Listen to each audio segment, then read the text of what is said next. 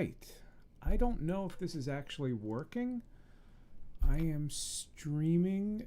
I'm trying to do this live stream. I think it is working, actually. I think I have to mute that, though.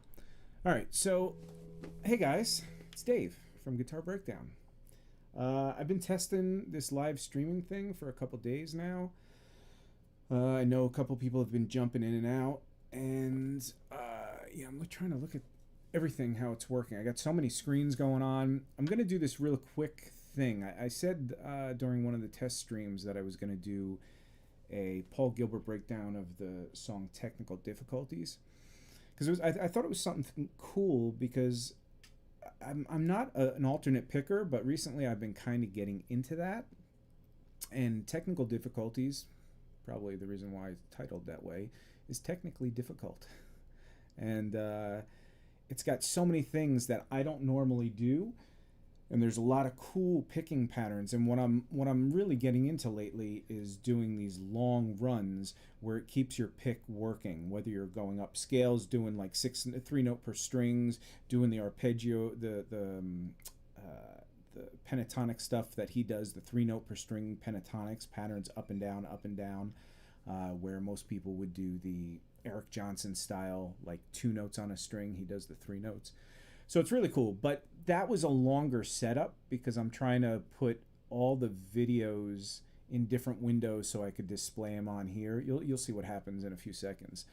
But I was trying to get it all set up so that I could click between each one, show you where I got the videos as far as the transcriptions, how I did my transcriptions, how the transcriptions were different in a lot of parts, and also how I would have to go to some YouTube videos of Paul playing live to see exactly what he was doing, because a lot of people transcribe the notes right, but when it comes to the tab, they're playing in different positions of the fretboard. Or like I said, there was one lick where he was playing this 3 note per string thing.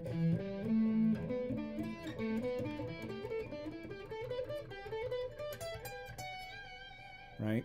So that's 3 note per strings on 2 strings, and then you're shifting around. It's always 3 note per strings.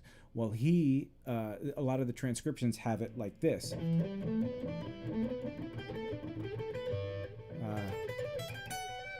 Where it's 2 note per string. It's the same exact lick. If you listen to the first few notes of that, you could hear the similarity.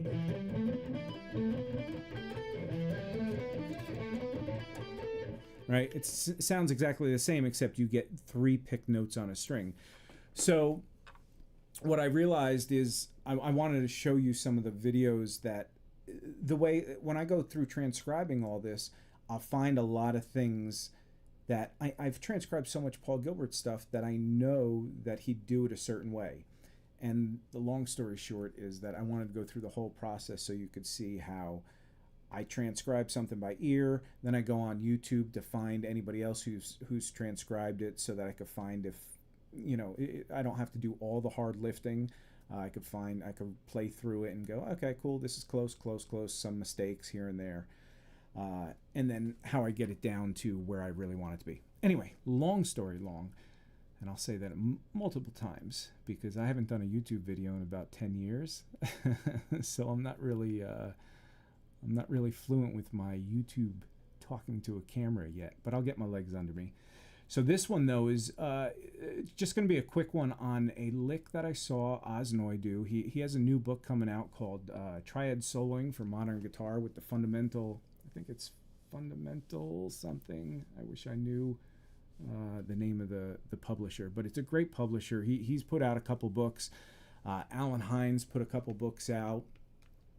They have a lot of guys, and they do a really good job of transcribing, doing the videos, so check that book. If you go to Oz Noy's link, his YouTube channel, you'll see 2 video examples from this book.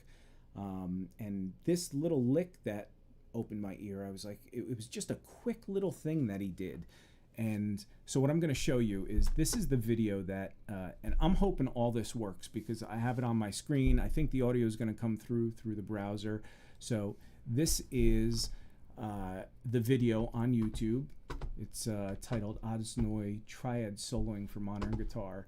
And this is the lick. It's around 24 seconds, but this is what the lick is. And I hope the audio comes through here. If it doesn't, just go to that video and listen to it at 24 seconds. So this is the lick.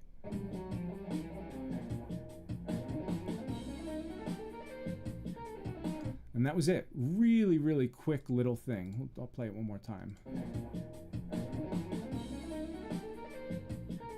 Very, very cool. So now what I end up doing is I hear that and I go, I got to transcribe that. And immediately I'll take it in YouTube and I'll do the playback speed and I'll go down to 50%, or sometimes I have to go to 25%.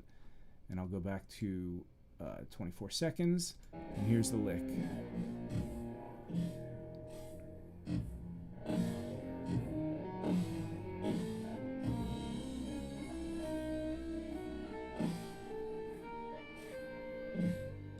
Now, without even going to that 24 seconds, I can determine that it's 2-note per string. It's doing an arpeggio pattern. Obviously, he's talking about triad, so it's basically 7th arpeggios, root, 3rd, 5th, and a 7th, so that gets you the 4 notes. And I can and I'm familiar with this stuff. I don't know if you ever have seen the book Don Mock, arpeggio. God, I can't remember. It's such an old book, but they did re-release it actually. I wish I knew it, man. I got that book back in the 80s in music school, or 90s. But it had a lot of arpeggios, like major 7 arpeggios. Here we go. So you have a G triad, right? G, B, and D. So 3rd fret, low E string, 2nd fret, and 5th fret on the A string. So that's your G triad. If you start with this note, that's a major 7. If you go down here, that's your dominant 7, right? But you're still playing the major triad. So root, 3rd, 5th, root, major, 3rd, 5th, flat 7. If you bring it up an octave, right? If you do the major 7, now you have a major 7 triad. And I'm going to take off this delay, even though I love listening to it. Right? Now, if you want a minor 7 triad, you're going to do the minor 7th with the root. Instead of a major 3rd, you're going to go down to the minor 3rd, and you're going to have the major, or the perfect 5th. So now you have...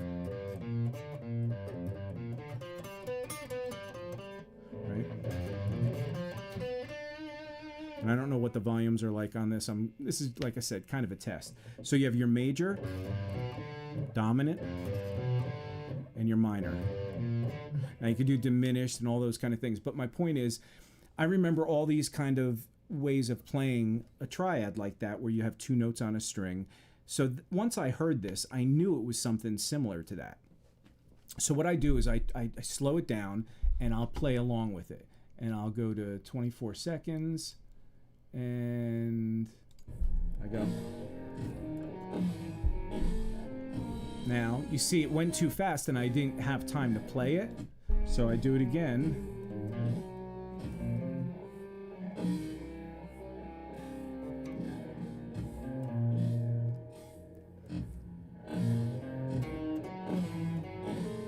Okay, and then I'll mess up and then I'll stop it.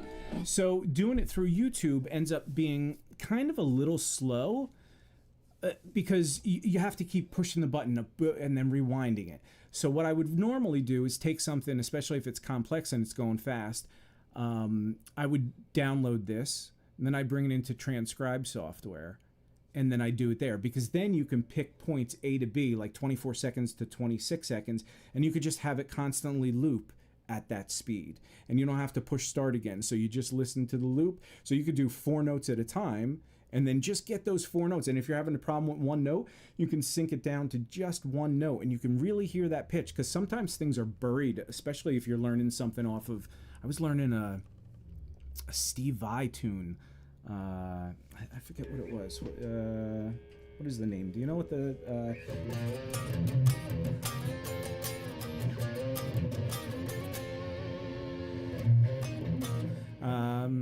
and the solo is...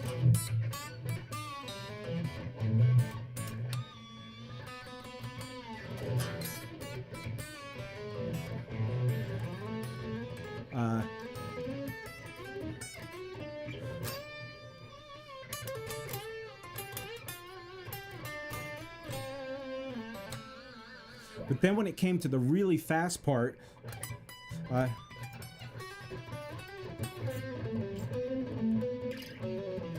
just learned it the other day.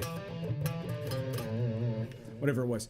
But that is harmonized in fourth. So that lick actually is.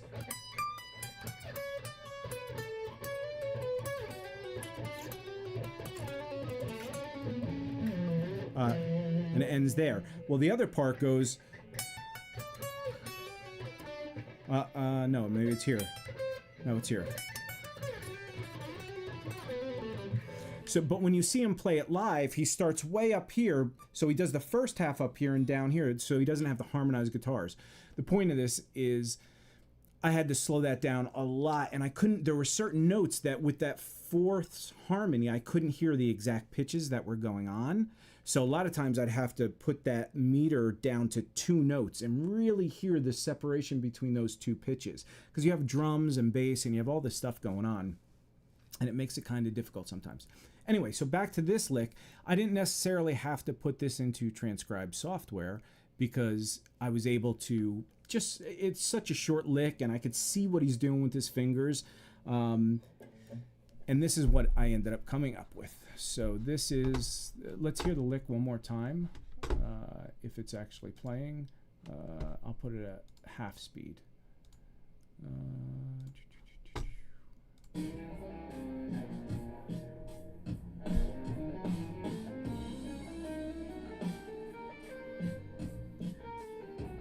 One more time, actually.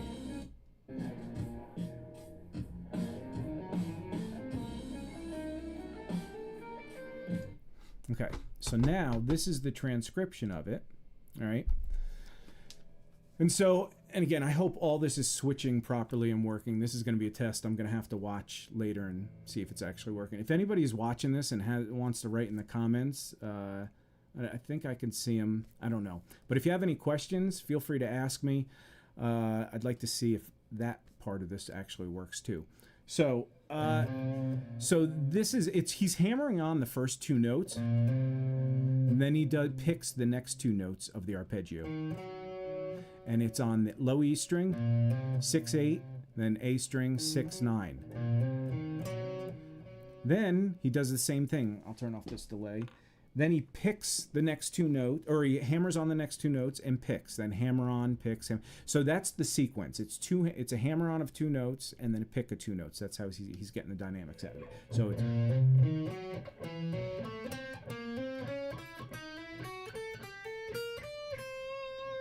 And the first thing I'd do is I would transcribe that, right? I'd get it down and I'd go, okay, I see this triad. I see this is basically the same triad, just moved up a half step and down 2 strings. So it's 6/8, 6/9. Even though he plays this next one with a second finger and pinky and then slides this first finger under, when you watch the video, it looks like he's doing something different, but it's really the same pattern. A whole step, then a step and a half. Then he moves up a half step, does whole step, step and a half. Then he moves up a half step, whole step, but this time he goes down here to the 6th and 9th fret. So you have 6/8, 6/9, 7/9, 7/10, 8/10, 6/9, 8/9, the half step there, 7/10, then 8/10, 6, 10, 8. And the whole thing is.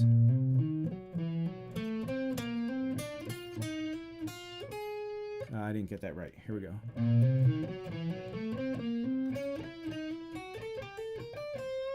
Now I just learned this lick the other day too, so I'm really, what I'm trying to do here is show you how I go through working this up to tempo and getting it in my own playing. So probably later in this week I'll come back to this when I've worked this up a little faster, and then I'll explore and I'll tell you how I've been exploring with it.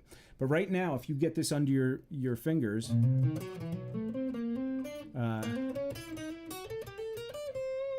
and just keep doing that. That's how I would practice. I'd practice the first 2,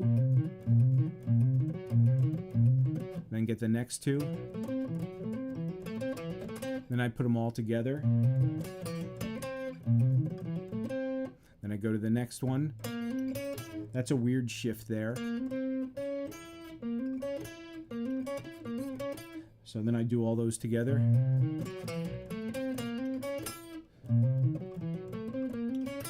Then I get that half step in there.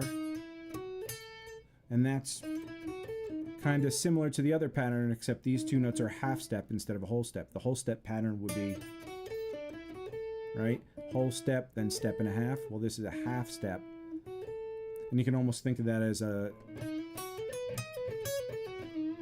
right? Your little dominant thing going on. So the lick goes. And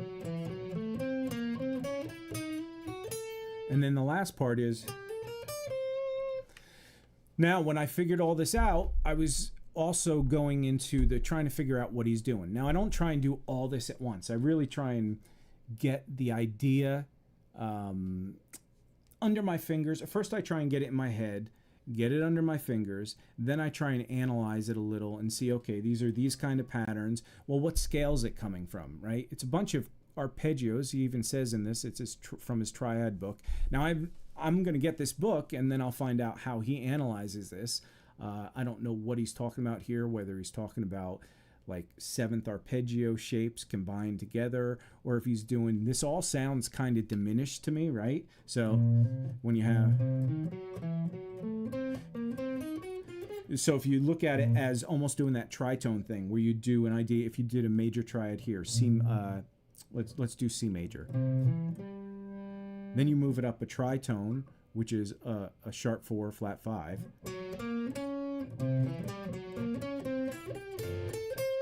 Right? That's a typical thing you hear in like Ingve stuff.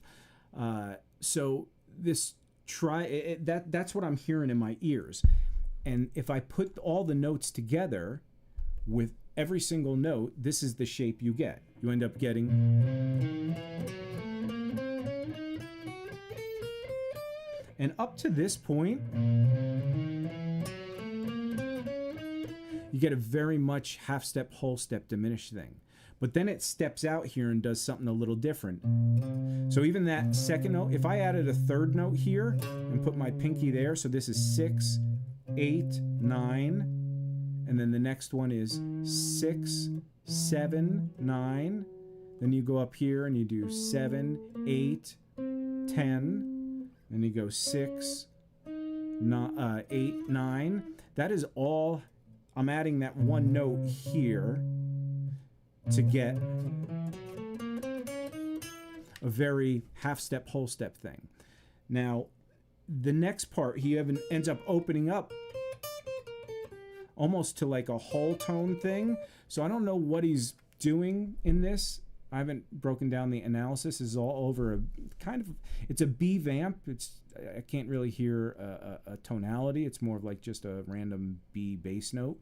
It could be dominant. This would kind of fit over dominant. But this other graph I have here is taking all of this, and instead of putting it in the place where he shifts, right? I'm thinking of it as changing that top part to be more of that half step, whole step thing. He's continuing. What do we have? Yeah, this is that half step, whole step thing. So instead of adding the note here, I'm adding the note a half step down.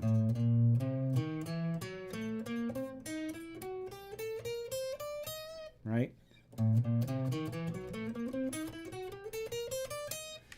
So that's how I would start exploring with this. I'd start thinking of, okay, this is a cool lick. Now I'm taking the concept of those arpeggios, but also thinking of it as a more diminished thing and more diminished shapes. So that is where I would go with this kind of stuff. So I don't want to make this too long. I would love to dive into this and show you how I actually work it up to speed and how I start playing over a backing track with using these concepts, and then actually getting into the whole. So if you want to just use that pattern and just use a C major scale, if you're familiar with C major, A minor, pentatonic, and you know all those notes, you could take that form of, here's a C major triad, right? 8, 7, 10. And then you do the major 7th here on the 7th fret. So 7, 8, 7, 10. right? Then you can move that up in the scale.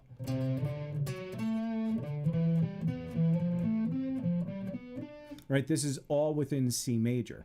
Well, now you start putting on the next strings. Now you could start jumping around like he did, where it's one string here, then... And messing around, you don't have to stick to that form half step or whole step and then step and a half. You could start just messing around and moving your fingers within that scale. So that's how you take an idea like this, where you know all the notes that he's using or the patterns that he's using, and then you start exploring it in scales that you actually already know. So anyway, I see a few people have jumped in and out here. I don't know if any of this audio is actually working or video. I have it all set up in this thing and I'm trying to get it all combined together. So I'm going to stop this and make this a short video. If anybody wants to watch it, I'm going to leave it up. It's just a quick little Oz Noy lick. I am coming back this week. I'm going to try and do that Paul Gilbert one, which is really a lot more in depth. I think that may take a week to do because I'm going to go over how I transcribed it. All the little mistakes I saw in some other transcriptions that some people might be following, and then I'm going to get into the cool little parts that I'm working on and working up to speed. And then maybe if you guys like that, we can work on this together and each jump in. I'll set a date, every 2-3 days we'll jump back in. If anybody has questions, if they're having problems with any of the techniques, I'll talk about what things that I'm struggling with technique-wise on that, and we can grow together. Anyway, I hope this all worked out. I'm going to stop the stream now. If you guys like this, please do like and subscribe and do all that stuff and comment. It's been a decade I haven't been doing this, but I'd really like to come back to this, but I definitely need to know that there's an audience for this. I know there's so much guitar stuff out there, and there has been for years. But if you guys want to learn some stuff, let me know what you're into now, since it's been 10 years later. I'm still into the Scott Henderson and all that stuff in a huge way. I really listen to a ton, but even with this, I've gotten really far back into my 80s stuff, which is the Racer X stuff. Man, I've been playing so much of that because, again, my picking has never been great. And I just never, when I first started listening to Racer X, I was more of a Bruce fan, Bruce Bouillet, because he kind of incorporated more blues stuff. But as Paul got into Mr. Big, I really, really started liking his stuff. And then I went back to the Racer X stuff, and I started appreciating that more because, yeah, I was not into that just scale kind of stuff. The John Petrucci stuff, the Dream Theater, even the Yngwie stuff. It kind of got in my ear. But anyway, 10 years later, here I am transcribing a lot of Racer X stuff. So if anybody's interested in learning that, I know there's tabs everywhere. But again, that's another thing where I saw a lot of tab was wrong. Again, the notes tended to be right, but the patterns that Paul would pick, I'd go research and I'd watch some live videos, which are harder to find, of him actually doing the Racer X, especially the way it was recorded on the record, because he usually does the riffs and the rhythms, but then he improvs the solos. So technical difficulties, it was really hard to find this one little idea that he did because I couldn't tell where he was playing it. And then when I found a clip of half of that lick, I realized, man, every single tab out there is incorrect in the way they're playing it, which, who cares? If it's fun to play, it works and it sounds good. So anyway, I'm also going to come back with, I have another buddy that he went to music school at GIT the same time I went to the Atlanta Institute of Music. And we did a few tests last week. Some of the audio got broken up and didn't work. So we're going to try and fix that. And the conversations are really cool. I mean, he took lessons from so many good, Bumblefoot, Ron Thal, Russ Parrish of, what's the band? Steel Panther, Satchel. So he used to take lessons with him. So out here in GIT, he was always watching the open counselings of Paul Gilbert. So he has all these stories. And so those little live podcasts, well, I'm sure we'll go over some licks and stuff too. So if anybody's interested in that, those will be coming hopefully this week. And I'm hoping to do this since I skipped the whole decade. I'm going to try and do it for at least a whole decade more if I live that long. Anyway, I hope everybody's doing well, man. I miss the interaction. One of the reasons, I will stop now. I'm just rambling. One of the reasons I stopped doing this YouTube stuff. There were a few reasons, but one of the reasons was I got so lost in being in front of this computer and recording by myself, because it was really a one-man team for 300 or so videos for 3-4 years, and doing all those lesson packages. It was me shooting them and this and that and organizing it and then editing it and transcribing it. I mean, it was just a big thing. I had help along the way. Like I think there were 2 lesson packages where I hired some people to help me with some of the transcriptions. A guy named Mike Baccarella, who has a YouTube channel, really awesome guy. I had Levi Clay do one of the transcriptions. But everything else was on my plate, and it got exhausting, and I really wanted interaction with people. So that's why I'm hoping this live thing can work out, where I can actually have some interaction, comments. I may open up some rooms where people can come in, and it's almost like a private lesson, like an open counseling at GIT. So yeah, I'm hoping, because that'll keep me motivated. Otherwise, I feel like I'm just doing this to avoid, and not to avoid as in avoid people, but in a void, emptiness. All right, that's all I got. It is late. That's why I assume nobody's watching this, because it's like midnight my time. I'm sure the only people that are watching this, if anybody's watching it, is the people on the other side. But this has been a half hour. I'm going to go stop this, and I'm going to check to see if this stuff is even working when I see the review. But this will be up live if you guys want to see. If you have any questions in the comments, let me know. If you want to see more of this stuff, please do let me know. Like, subscribe, do all that stuff. I'd like to get back into this. All right, I hope everybody's doing amazingly, and I will see you later.